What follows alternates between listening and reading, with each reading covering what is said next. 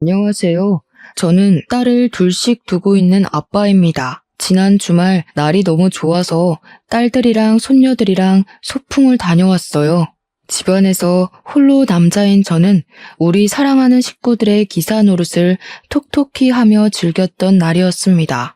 이렇게 저희 식구 다 같이 웃으면서 시간을 보낼 때면 이젠 할아버지 나이가 되었는데도 젊은이들처럼 힘이 불끈불끈 솟고 더 열심히 오래오래 살고 싶은 욕구가 생겨요.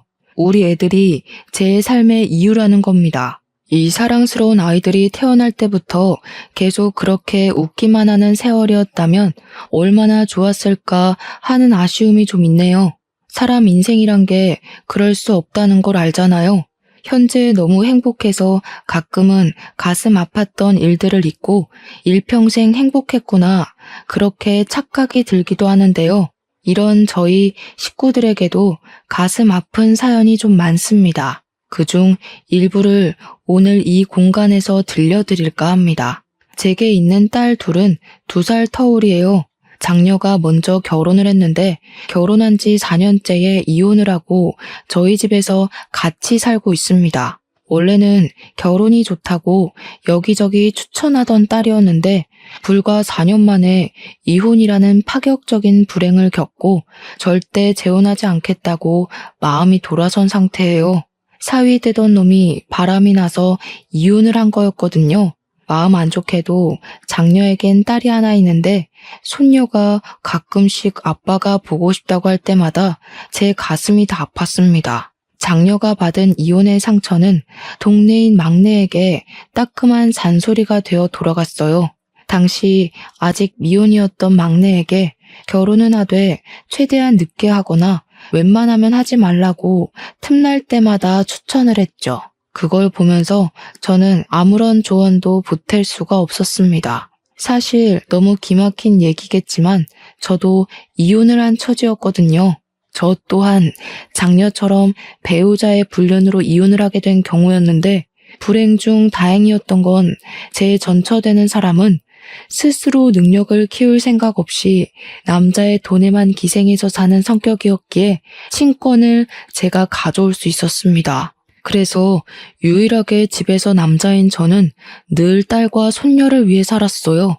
어쨌든 사실 막내가 결혼을 하지 않겠다고 해도 이해를 해줄 수 있었습니다. 막내 입장에선 가족들이 전부 배우자의 불륜으로 이혼을 경험했는데 결혼에 대한 로망이 없는 게 당연하다고 생각했거든요. 저도 굳이 막내의 나이가 30살이 넘었더라도 결혼할 남자 없냐고 재촉하는 등 귀찮게 굴지 않았어요. 막내한테서 한 번도 남자친구라든지 관심 가는 남자 연예인이라든지 이성에 관해 말하는 걸 본 적도 없거든요. 친구도 잘 안 만나는 것 같고 매번 손녀랑 시간 내서 노는 것 같아 솔직히 저는 암묵적으로 막내가 결혼 생각이 없구나 그렇게 생각했습니다. 그런데 어느 날 정말 아무런 티도 안 내고 있던 막내가 갑자기 결혼할 남자가 생겼다고 식사 자리에서 말을 하더라고요. 뭐? 말도 없이 언제 만났대? 어떻게 만났는데? 뭐 하는 사람인데? 얼마나 만나고 결혼 결정하는 거야? 장녀가 알아서 질문을 해주는 덕에 저는 막내의 대답만 기다리면 되었습니다. 당연히 결혼 안 해도 상관없다고 했지만 이왕 한다면 제발 제대로 된 배우자길 바랬고 장인어른 되는 입장으로서 무조건 우리 딸 위해 뭐든 해주고 싶었어요. 막내가 언지를 주길 사위 될 놈이 성격 좋고 밝은 사람이라 하더라고요. 우리 막내 성격은 좀 소극적인 편이에요. 소위 말하는 집순이인데 자기 남자친구랑 있으면 많이 웃게 된다고 하길래 사실 일단 그거면 충분히 합격 조건이라고 생각했습니다. 사돈집 배경이고 뭐고 그저 우리 딸이 많이 웃을 수 있다면 저는 더 이상 바랄 게 없었어요.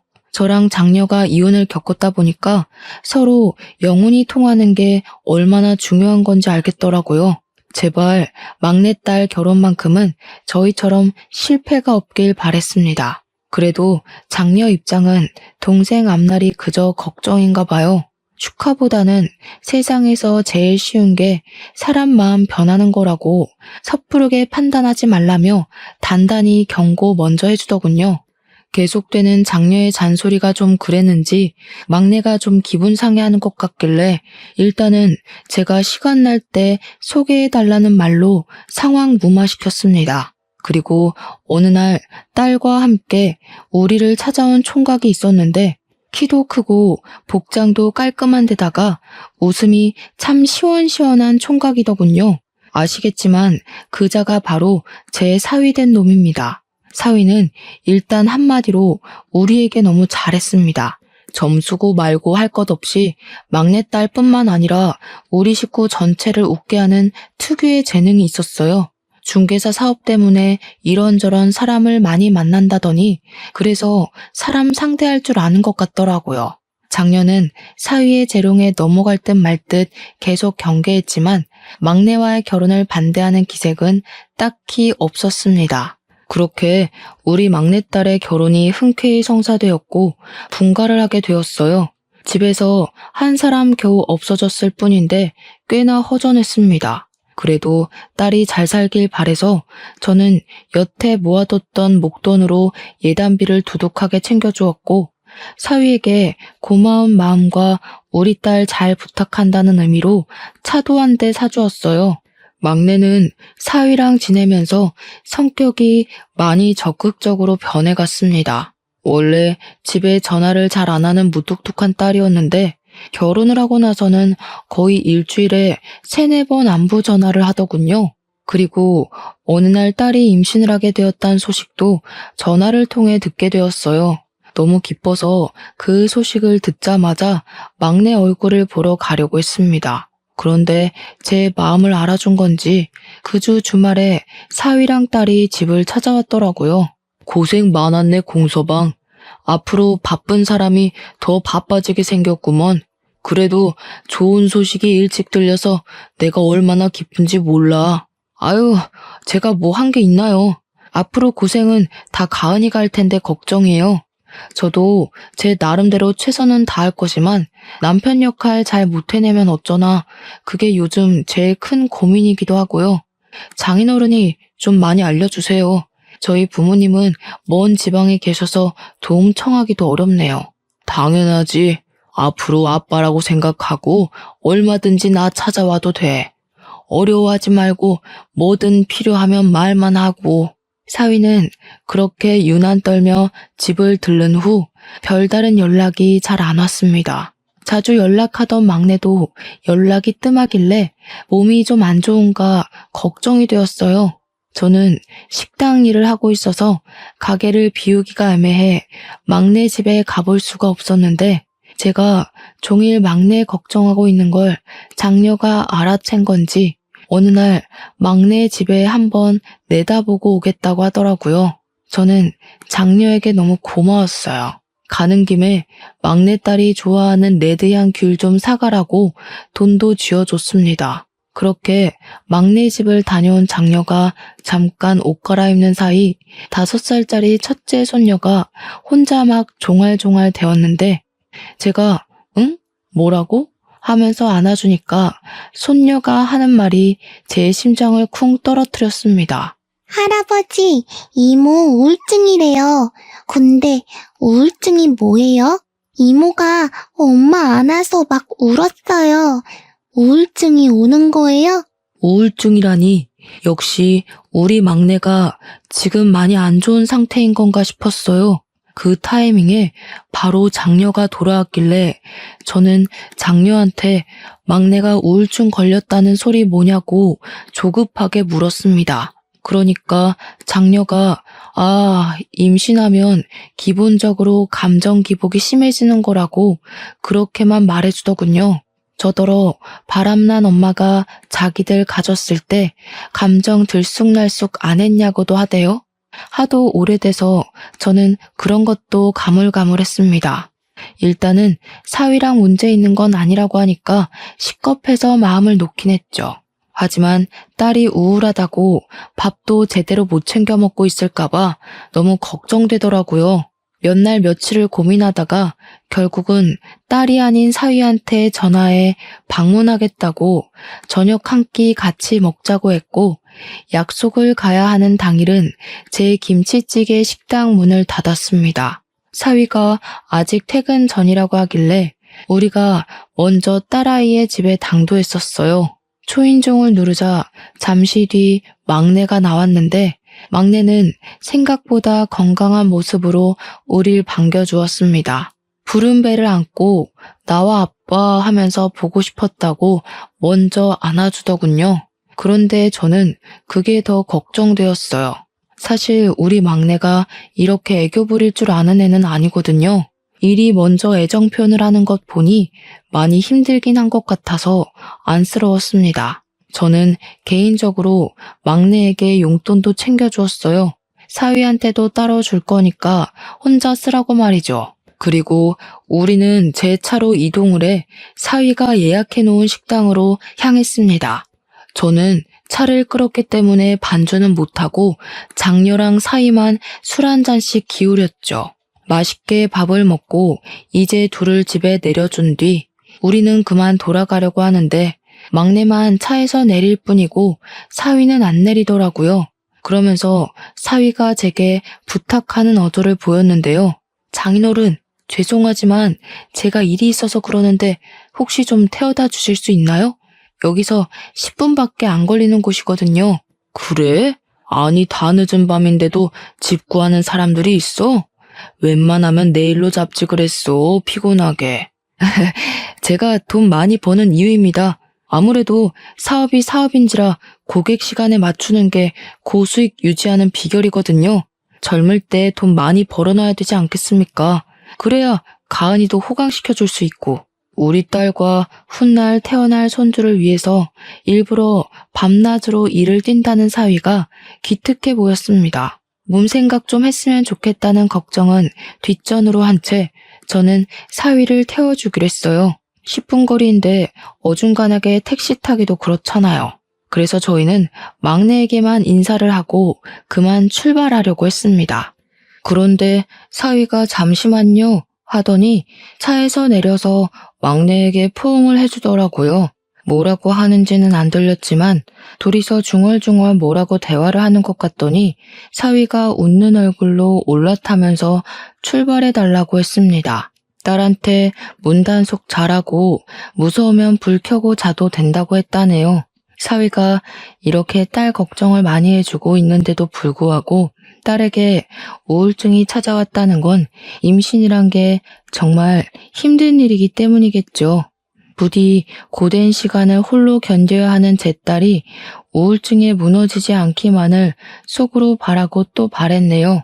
저는 창문 밖으로 막내딸에게 인사하고 엑셀을 밟았어요. 딸이 집에 먼저 들어갔으면 했는데 백미러로 계속 확인을 해도 막내가 꼼짝도 안 하고 가만히 서 있기만 하더라고요. 제가 핸들을 꺾을 때까지도 딸은 그대로 있었고, 결국 딸이 귀가하는 건 보지 못한 채 도로를 빠져나왔습니다. 마음이 왠지 모르게 찝찝했어요. 사위도 늦게 귀가할 것 같던데 하루만 딸을 우리 집에서 재울까 그 생각도 잠깐 했습니다. 그렇게 10분 정도 갔을까 사위가 목적지를 가리키길래 내려달라고 하는 곳에 세웠어요. 그곳은 입주자가 굉장히 많을 것 같은 오피스텔 건물이었습니다. 감사합니다, 장인어른. 다음에는 제가 밥 사드릴게요. 앞으로도 가은이 걱정은 하지 마세요. 제가 잘 보필하고 있으니까요. 사위는 마지막까지 예쁜 말을 하고서 차 문을 열었습니다. 저는 사위 내리기 전에 얼른 용돈 봉투를 건넸어요.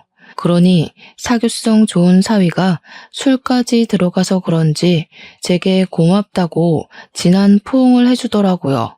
자기가 나이 먹고 누구한테 용돈을 줘보기만 했지 받아보는 건 오랜만이라면서 말이죠.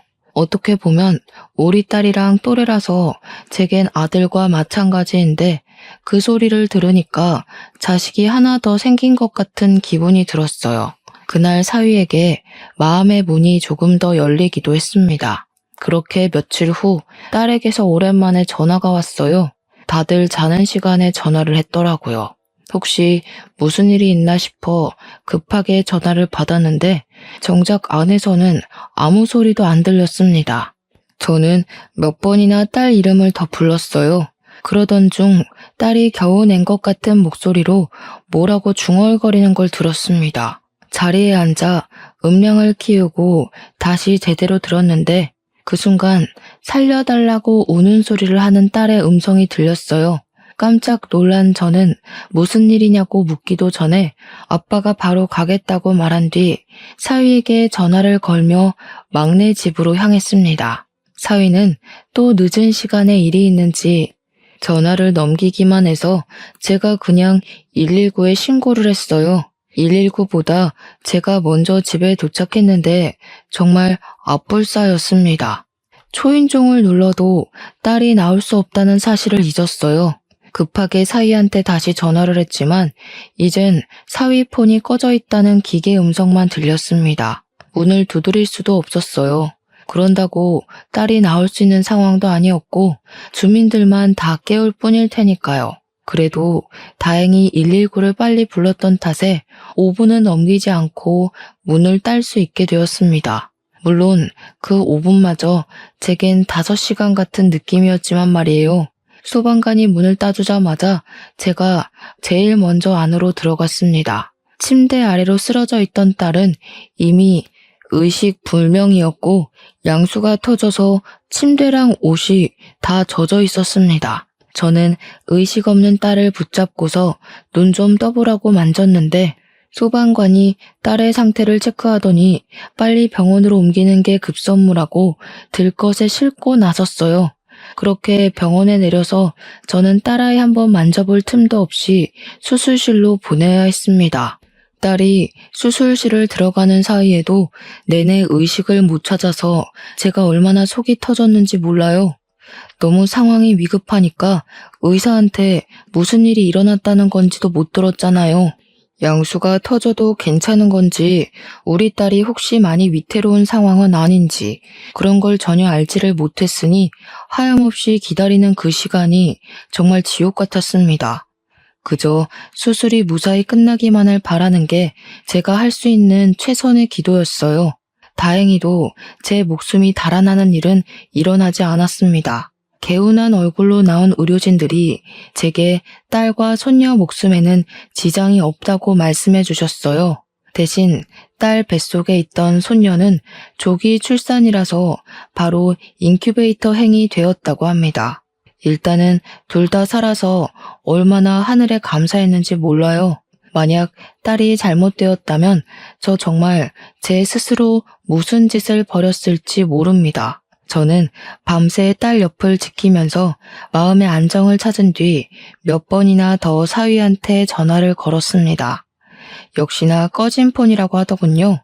사돈댁은 지방에 있는 사람들이라서 오기가 번거로우니 일부러 큰 사고가 생길 뻔했다고 연락은 안 했어요. 마침내 아침이 되고 제가 잠시 딸 옆에서 잠이 들었을 때 딸이 의식을 찾아서 저를 깨웠습니다. 저는 벌떡 일어나 딸의 상태를 살피면서 또 한 번 하늘에 감사하다고 연신 중얼거렸어요. 눈물은 마르지도 않는 건지 딸을 잃을 뻔했던 지난 새벽의 공포가 다시 상기되어 눈물이 주르륵 흘렀습니다. 그리고 그제야 드디어 사위한테서 전화가 왔어요. 저도 모르게 받자마자 성질을 내었습니다. 자네 대체 뭐하는 인간이야? 내 딸이 양수 터져서 다 죽어가고 있었는데 어디서 뭘 하고 있었던 거야? 또 일이었어? 그 일이 내 딸이랑 손주를 위해서 번다고 하지 않았어? 근데 이게 뭔가? 자네가 있었다면 더 빨리 병원에 올 수 있었을 거 아니야? 내 딸이 오죽했으면 나한테 전화를 했겠어. 네? 아니 저는 죄송합니다 장인어른. 정말 죄송합니다. 어디 병원입니까? 제가 지금 바로 갈게요. 사위는 죄송하다고 일이 바빠서 몰랐다고 변명하며 뒤늦게 허겁지겁 병원으로 달려왔습니다. 병원에 도착한 사위 꼬락서니는 밤새 일 때문에 바빴다는 사람치곤 너무 멀끔한 상태였어요. 그것조차 화가 나서 저는 사위 얼굴을 보자마자 귀싸대기를 날렸습니다. 제 딸이 죽을 뻔했다는 생각에 너무 아찔해서 그땐 정말 사위를 어떻게 해버리고 싶었거든요. 당시만 생각하면 아직도 심장이 벌렁벌렁하고 손 떨립니다. 사위는 그렇게 처맞고도 바로 제 앞에 무릎을 꿇고 또 한 번 사죄를 했습니다. 제가 한 대 더 때리려고 해도 그대로 맞을 각오를 하고 있더라고요.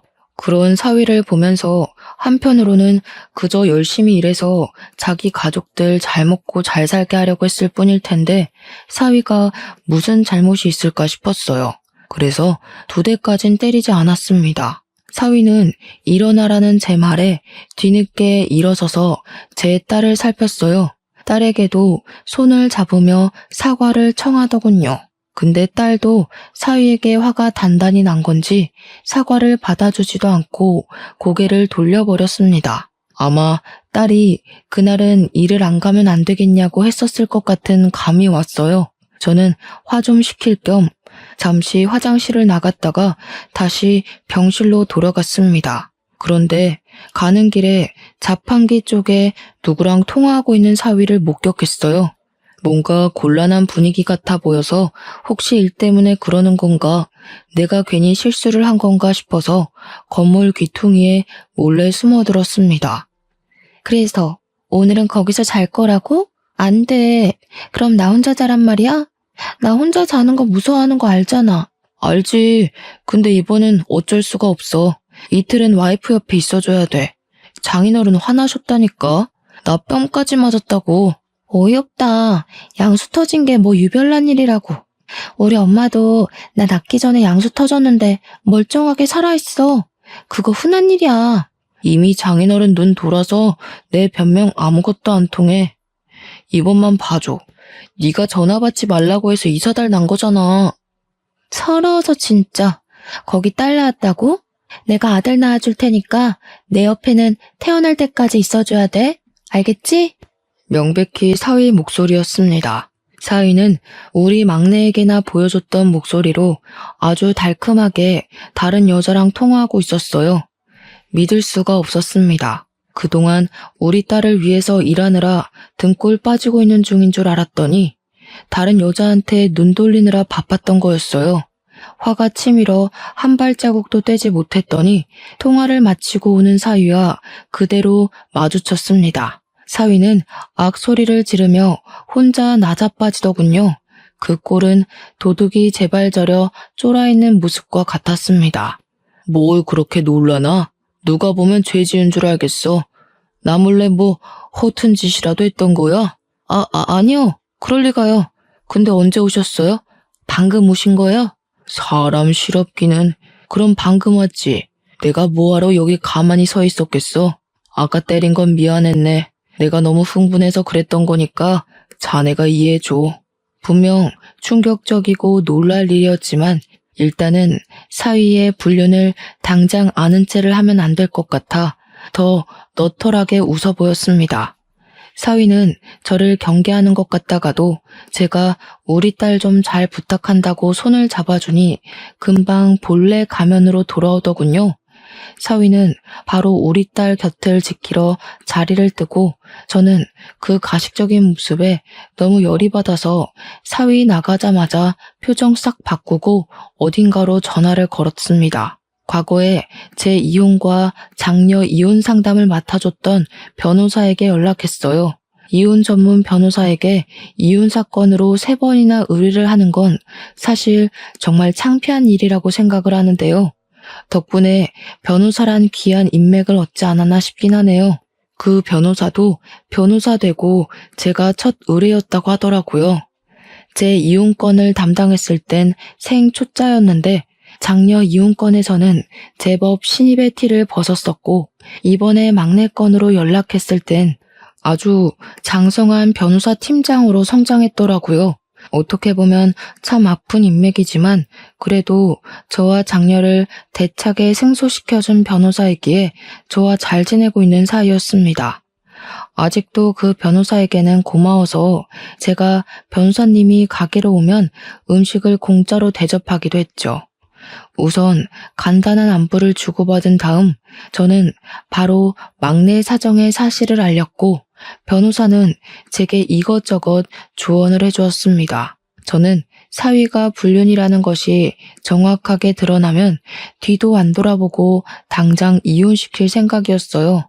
변호사가 알려주길 2번이나 이혼 소송을 해보셔서 잘 아시겠지만 일단 무조건 증거를 많이 확보해야 한다고 하더군요.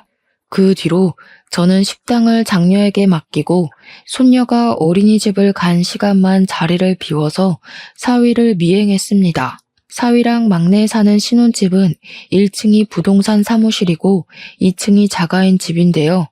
사위는 출근을 1층으로 해서 서류를 진행했고 미팅이 있으면 외출하는 듯 했는데 외출이 절반 이상이었어요. 그래서 사실상 사위의 공간을 침범하는 데는 어렵지 않았습니다. 그리고 사위가 외출하는 시간을 며칠간 지켜보면서 어느 시간대에 밖을 나서고 움직이는지 파악했습니다. 우선 막내딸에게 먼저 찾아갔는데 막내는 자기 딸을 재운 후 겨우 잠들어 있었습니다. 그리고 저는 막내에게 제가 알고 있는 사실들을 솔직하게 물어봤어요. 그렇잖아도 위태롭던 막내딸은 제가 묻자마자 얼굴이 일그러지며 눈물을 터뜨리더군요. 이놈 새끼가 이런 쓰레기짓 하고 다녔는데 왜 말 안 했어? 아빠한테 진작 말했어야지. 아빠는 네가 이렇게 힘들게 지내는 줄도 모르고 밑 빠진 독에 물이나 붓고 있었으니 가족이 있는데 왜 이걸 너 혼자 참고 있었어? 남편이 이거 고자질하면 친정까지 손봐줄 거라고 협박하잖아. 남편 돈 많은 거 알지? 그러다 나 때문에 아빠 식당 손해가면 어떡해?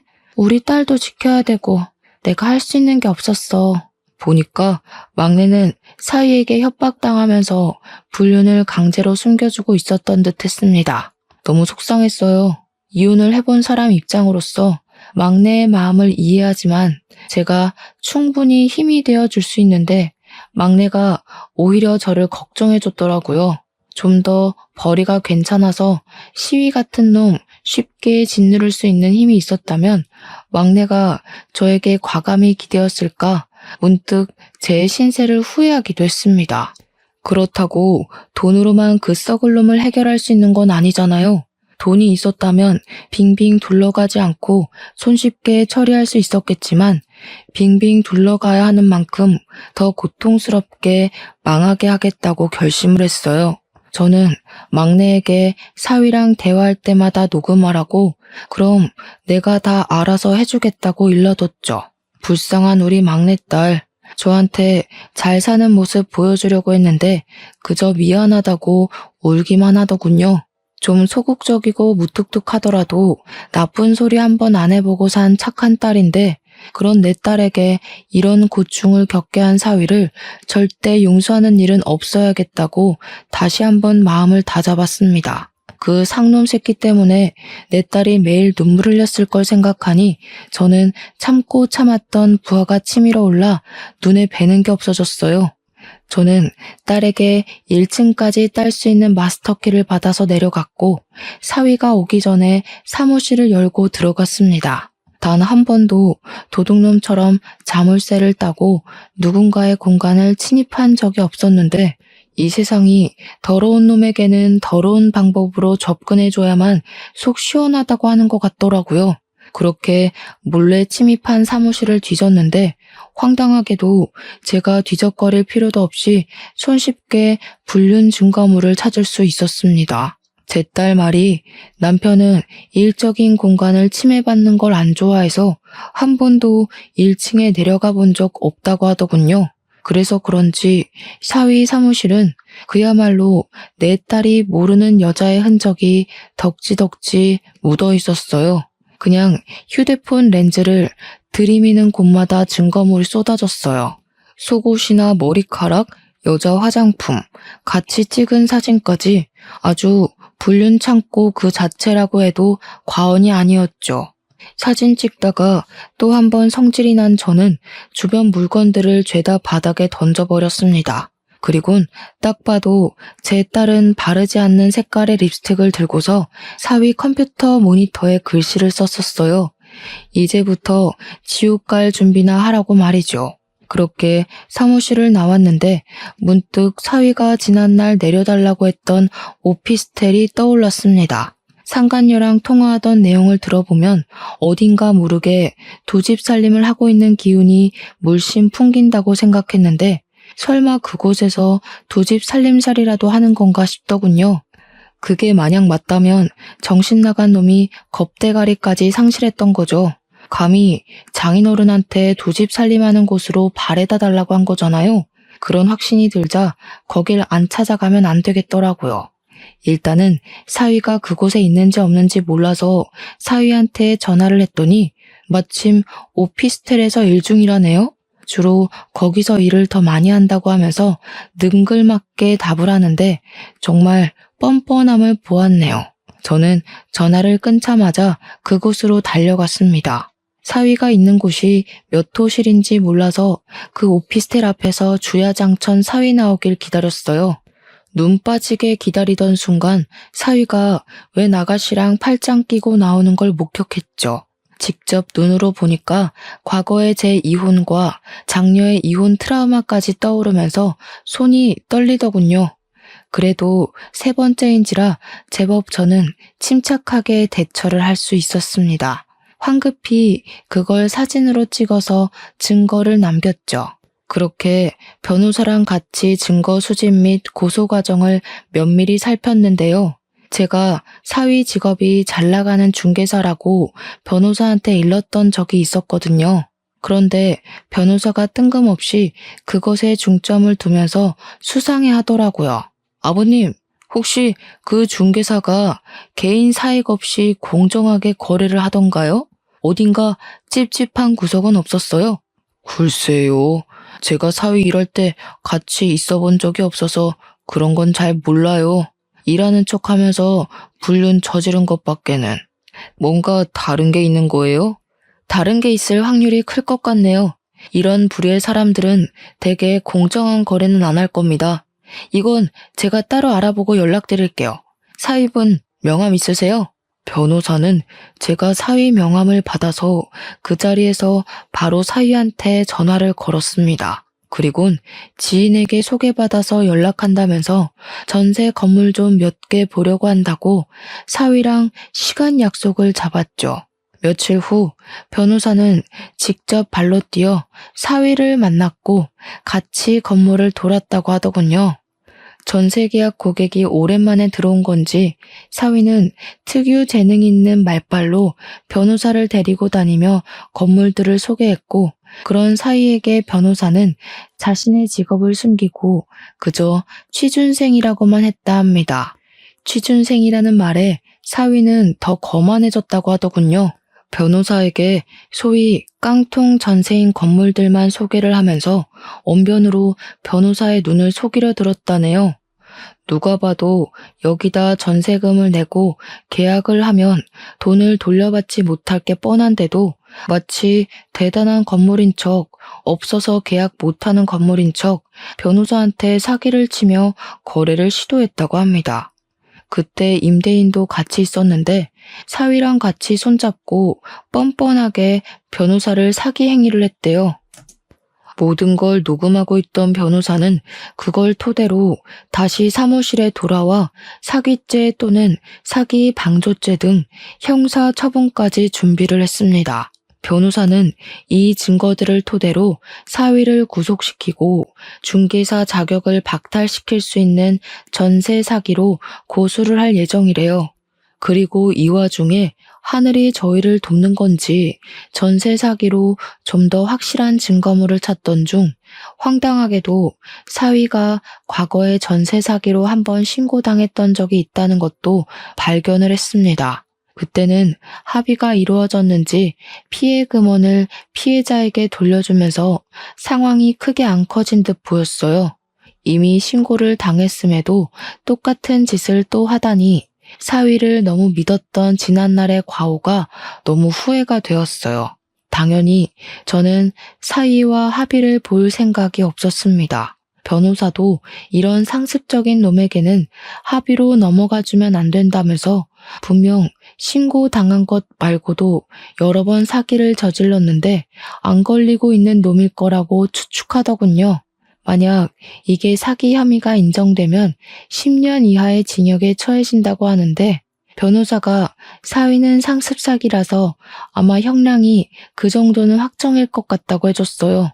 역시 전문가의 눈과 손은 달라서 감탄했습니다. 저는 사위의 밥줄까지 끊을 수 있는 방법이 생기자 마치 속이 뻥 뚫린 것처럼 벌써 후련했어요. 이렇게 모든 준비를 끝내놓고 며칠 후 딸에게 전화를 했습니다. 딸도 제게 그간 사위랑 했었던 대화를 착실하게 녹취해서 저한테 보내주었어요. 녹취 속의 사위는 제 앞에서 보이던 목소리와는 확연히 달랐고 딸을 모욕하는 말과 상간녀를 두둔하는 발언을 거침없이 행하고 있었습니다. 제가 없는 그 잠깐 사이에 딸에게 이런 파렴치한 짓을 더 저질렀다는 것에 정말 정신을 놓고 싶더군요. 하지만 저는 사위를 더 괴롭게 만들 준비를 충분히 하였고 그것들은 100% 승소가 가능한 소송들이었으니 위안을 받았어요. 또 변호사가 제 딸이 사위한테 받은 정신적 손해도 배상 청구가 가능하다고 했어요. 사위의 꼼꼼하지 못한 부정행위들 덕분에 다행히 위자료는 자꾸만 치솟았습니다. 그렇게 저는 사위를 찾아갔는데 갈 때는 변호사와 경찰까지 대동해서 찾아갔어요. 사위가 또 오피스텔에 있다고 했습니다. 사실 그 앞에 가서 경찰들이 잠복을 하고 있었거든요. 저는 사위에게 줄 것이 있다고 잠깐 내려오라 했습니다. 사위는 제가 왔다는 소리에 놀라서 건물 밖으로 튀어나왔어요. 그리고 저는 지난날 그랬던 것처럼 사위를 보자마자 주먹을 날려버렸죠. 진작에 사기꾼 새끼라는 걸 알아봤어야 하는 건데 내 딸이 좋다고 해서 그저 합격이라 봐줬건만. 앞으로 깜빵에서 10년 썩을 준비나 해라. 어떻게 할 짓이 없어서 짐승만도 못한 짓들만 골라서 하며 살았냐? 무슨 소리를 하시는 거예요? 일하느라 바쁜 사람 불러놓고 다짜고짜 폭력이라뇨? 장인어른이면 이렇게 아무 때나 사위 불러다가 주먹질로 패도 되는 겁니까? 제가 자꾸 참아주니까 호구로 보이세요. 한 번만 더 이러시면 저도 더는 장인어른이라고 안 봐줄 거예요. 일하느라 바쁘다고? 뻔뻔하게 장인어른한테까지 사기칠 만큼 간땡이가 부어 있었던 거냐? 얼마나 사기를 자주 쳤으면 이렇게 뻔뻔할 수가 있어.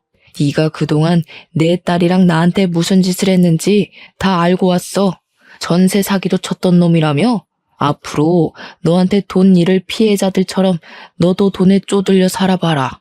사위는 제가 모든 사실을 다 알고 있는 것에 상당히 충격을 먹은 듯한 얼굴이었습니다. 자기가 나름 숨겼던 전세 사기 언급까지 나오니 제가 자신의 불륜 일까지 알고 있는 걸 눈치챈 것 같더라고요. 머리를 잘 굴리니까 눈치는 또 얼마나 빠르던지. 그래서 더는 변명하면 안 되겠다 싶었는지 바로 무릎을 꿇대요. 지나가는 사람들은 더 이상 신경 쓰지 않고 제게 싹싹 두 손을 빌기 시작했습니다. 장인어른이 뭘 알고 계시든 제가 다 잘못했습니다. 제발 신고만 하지 말아주세요. 저 가은이 남편이잖아요. 제가 지금 하고 있는 실수 다 알아서 정리할게요. 앞으로 제 돈으로 가은이랑 장인어른께 더 잘할게요. 저 여기까지 오느라 진짜 힘들었어요. 다른 사람 돈 뜯어가면서 올라간 자리면서 뭘 그렇게 대단한 위치에 있는 것처럼 떵떵거리나? 원래 그렇게 쉽게 얻은 위치는 쉽게 나락으로 가는 거야. 망할 거면 혼자 망해야지 어디 내 딸 인생까지 망치려고 봐달라고 해? 나는 절대 합의 봐줄 생각도 없으니까 괜히 소란 피우지 말고 경찰서 가자. 저는 그제야 잠복해 있던 경찰들을 불렀고 사위를 체포를 부탁했습니다. 사위는 경찰을 발견하자마자 빠릿빠릿하게 잔머리를 또 굴리더니 이미 자신의 회유가 소용없는 짓거리였다는 걸 안 것 같았어요. 갑자기 벌떡 일어나더니 도망을 치더라고요. 그래서 대낮에 느닷없이 경찰이랑 추격전 발생했습니다. 저는 이대로 사위를 놓칠까봐 전전긍긍하며 지켜봤어요. 제가 조금만 더 젊었더라면 당장 쫓아갔을 텐데 그게 아쉬웠습니다. 직진 방향으로 무작정 달리던 사위는 자꾸 뒤를 돌아보며 경찰을 살폈는데요. 마지막 지푸라기라도 잡는 심정으로 달리더라고요. 그런데 사위가 너무 뒤만 신경 썼던 탓인지 미처 앞에 도로가 있다는 걸 확인하지 못했고 그대로 빨간불 신호에 뛰어들었어요. 그만 달려오던 세단에 부딪혀서 사고가 생겨버렸습니다. 너무 놀란 저는 사위가 쓰러진 곳으로 달려갔어요. 사고 현장은 입을 틀어막아야 할 정도로 처참했습니다. 사위는 사고 지점에서 7m 날아간 곳에 추락을 했고 사위 때문에 교통 상황은 순식간에 아수라장이 되었어요. 급 정지로 인한 사고 차량도 군데군데 발생했습니다. 심각해진 상황에 경찰은 119를 불러 사위 먼저 수습을 했고 뒤늦은 사고들 때문에 인력 지원에 나섰죠. 저는 사위와 같이 구급차에 실려와 병원으로 향했습니다. 사위는 급히 수술실로 이송이 되었으나 안타깝게도 뇌사에 빠지고 말았어요. 이 사실을 사돈댁에 전화해서 알릴 때 저는 사위가 우리 딸에게 무슨 짓을 했고 어떤 상황에서 일이 이렇게 되었는지 설명을 덧붙여서 전달했어요. 그랬더니 그 부모의 그 자식이라고 그동안 몰랐던 안사돈의 인품이 바로 드러나더라고요. 젊은 애들이 일을 하다 보면 지쳐서 딴 곳에 눈 돌릴 수 있는 거죠. 지금 그깟 불륜이 뭐라고 내 아들을 그렇게 만들었다는 거예요. 그리고 사기는 이미 지나간 일이라고요.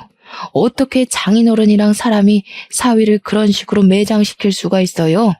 저야말로 분통이 나네요. 하마터면 양수 터져서 죽을 뻔한 내 딸 두고 딴 년이랑 바람이나 피고 있던 놈을 어느 장인이 가만두겠습니까? 그 자식 어떻게든 깜빵에 잡아 쳐넣으려고 했는데 저렇게 아무런 죄값도 못 치르고 병상에 누워있으니 저야말로 속이 터진다고요. 그래서 죽었어요? 며느라기가 죽었냐고요. 내 아들 평생 불구 만들어 놓고 사돈은 죄값 피해갈 수 있을 거라 생각해요? 내가 당신 살인자로 고소할 거야. 저를 고소할 돈이나 있을지 모르겠네요. 지금 그 댁 아드님께서 저희한테 저질러 놓은 죄가 너무 많아요. 그거 위자료 다 배상하시려면 아드님 재산으로도 벅찰 텐데요. 잘 생각하세요. 어차피 패소하게 될 텐데 왜 굳이 돈을 써서 고소를 해요? 앞으로 아들 병원비만으로도 돈 나갈 일 엄청 많을 거잖아요. 내가 당신들 절대 그냥 안 둘 거야. 내 아들 저렇게 만든 거 반드시 갚아줄 테니까. 평생 불안해하면서 살 준비나 해. 이거 녹음됐어요. 저희 주변에 얼쩡거리면 끈금지 신고까지 할 겁니다. 그쪽 아드님 짓거리는 꼭 깜빵에 넣고 싶을 만큼 화가 났는데 그래도 식물인간으로 살아야 되는 걸 대가라고 보고 인심 써줄게요. 평생 귀한 아들 뒤치다꺼리하면서 늙어 죽길 바래요. 저는 그대로 시끄럽게 쫑알대는 사돈과 전화를 끊고 이혼 소송 진행했습니다. 예정대로 신고까지 했지만 안타깝게도 사위 상태 때문에 구속은 불가했어요. 대신 2천만 원 벌금형으로 판결이 내려졌죠. 그리고 양육비 같은 경우 사위가 불구가 되었으니 개인적으로 이건 끝내 못 받겠구나 절망하고 있었는데 법이 참 잘 되어 있더라고요. 아이의 친부인 이상 양육에 대해서는 당연히 책임져야 할 권한이라고 판결이 내려져서 사위가 식물인간 사정이라 할지라도 양육비는 지급해야 된다고 하는 거 있죠. 완벽히 저희의 손을 다 들어준 법원에 사돈댁은 울고 저는 한숨 놓을 수 있었습니다. 사위가 이 사실을 알지는 모르겠지만 개망나니 짓을 했으니 내가 벌을 받는구나 라는 걸 느끼고 평생 후회하길 바랄 뿐이네요. 그렇게 제 착한 막내딸은 제 품으로 돌아오게 되었습니다. 그곳에서 시름시름 알아갈 때보단 건강도 많이 좋아졌어요. 밥도 잘 못 먹던 애가 이젠 제 식사까지 챙기면서 끼니를 거르지 않을 만큼 말이죠. 그리고 저희 집에 새 식구인 작은 손녀는 어느새 2살이 되었습니다. 우리 막내가 아기였을 때랑 똑같이 생긴 게 너무 신기해서 요즘은 작은 손녀 커가는 재미로 살고 있어요. 당연히 우리 큰 손녀는 이미 제게 둘도 없는 자식이나 마찬가지고요.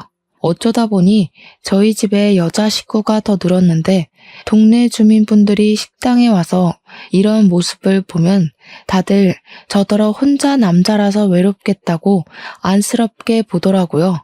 전혀요. 제 곁에만 있으려고 하는 착한 두 딸과 할아버지만 찾는 손녀들 덕분에 오히려 하루하루가 행복으로 벅찬 중인걸요. 참, 그리고 위자료를 너무너무 두둑하게 받았잖아요. 그래서 이참에 저희 5식구가 넓게 살 수 있을 만한 곳으로 이사를 가려고 딸들이 집을 알아보고 있어요. 자꾸 제게 편한 집으로 알아봐 주길래 나는 괜찮으니 너희가 좋은 집 구해라 그렇게 일러주는데도 제 말은 듣질 않네요. 하하, 행복하다는 뜻입니다. 앞으로도 더 이상 새 식구는 바라지 않으니 이렇게 우리끼리 웃으면서 살 수 있었으면 좋겠어요. 가족 모양이 꼭 사회가 지정한 모양대로만 가야 행복한 거 아니잖아요. 여러분들도 내 가족이 어떤 모양으로 어떻게 내 곁에 있든지 그냥 우리 가족의 형태를 사랑하면서 추억 만들어 가셨으면 좋겠습니다. 서로 사랑해주는 것만으로도 모자란 세월이란 말도 있잖아요. 제 사연은 여기까지입니다. 긴 글 들어주셔서 감사하고 늘 꽃길 걸으세요.